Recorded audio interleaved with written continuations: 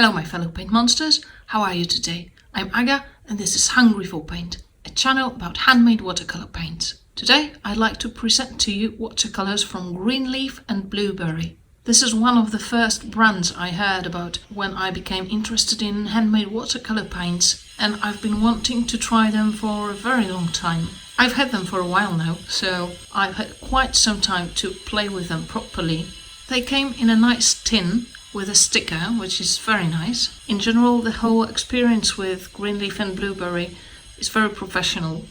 I decided to get the Explorers set and added a half pen of Castle Earth, which is one of my favorite colors. The first thing you notice about these paints is that the colors are very vivid. In general, they're good quality. Pigment disperses evenly. They flow well, some better than others, but about that in a moment. And they're all very good for layering. All the colors are intense and well pigmented. The color payoff is very good and they re-wet easily. The Mayan colors, they're very vibrant, they're bright, but they do feel slightly more sticky than other colors. They don't move as well in the water as other colors on the paper, so they're a little bit more difficult to work with. This is not really surprising because Mayans tend to do that. In my experience, especially Mayan red and Mayan yellow, you might not mind it at all. Personally, I prefer the non-Mayan colors.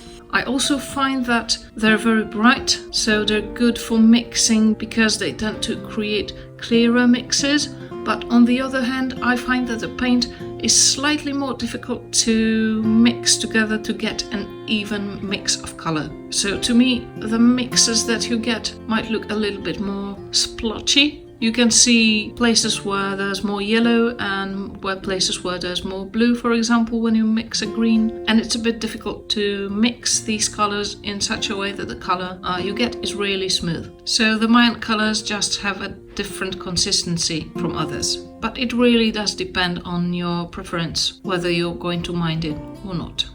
The Pipestone is a very nice shade. It does have visible particles and the grains do brush off the paper, but they leave no visible traces where they were. So I think it's not such a big deal. I don't mind that too much. Same goes for malachite, although to a lesser degree, but it also does have visible particles in it that get brushed off. The Castle Earth. In the Castle Earth, the texture is not very strong. My impression is that it's a bit less visible than in other Castle Earths I've tried before, but it's there. It's still Castle Earth proper. Magnetite has a very strong texture. It's difficult to spread more or less evenly, and I find it better for like special effects or maybe adding a bit of texture to other colors. Personally, I'm not a fan, but I do see that it has its uses, so it's up to you if this is an effect that you like or not. It's quite good for layering despite the texture being so strong, but I wouldn't count on a flat wash of it of any kind. It's also quite an interesting paint as it does react to magnets. It's magnetic, surprise surprise. So you can try that out and have some fun with it. The watercolors from Greenleaf and Blueberry are pretty difficult to get hold of. Shop updates are not very frequent and the paints sell out quickly, so it's best to subscribe to the newsletter to get the deets on when the next update is going to happen and what's going to be in it. However, I think that single pans get added to the shop without notification just from time to time, so it's good to check. It is also possible to place a custom order through traditional mail. You can read more about that on Greenleaf and Blueberry's website, but they do have a system for that. The waiting times might be rather long, but you best check for yourself. The paints are available in sets and in single pans. There are limited edition colors as well, in shells sometimes too. Some specialty colors get pretty expensive, like for example the Vivianite, but they're just made from expensive pigments, so I think it's quite natural.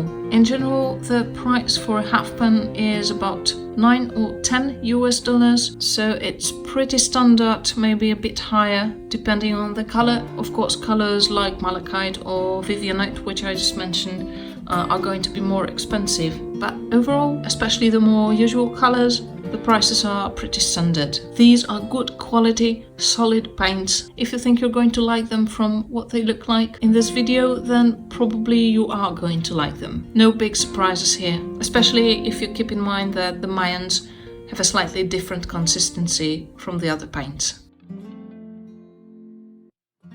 Alright, that's all I wanted to show you today. I hope you enjoyed this video. If you did, press the like button, leave a small comment below. Make sure to visit Hungry for Paint on Instagram on Wednesday for a preview of what you're going to see in the mixing and demonstration video next week, featuring paints from Greenleaf and Blueberry.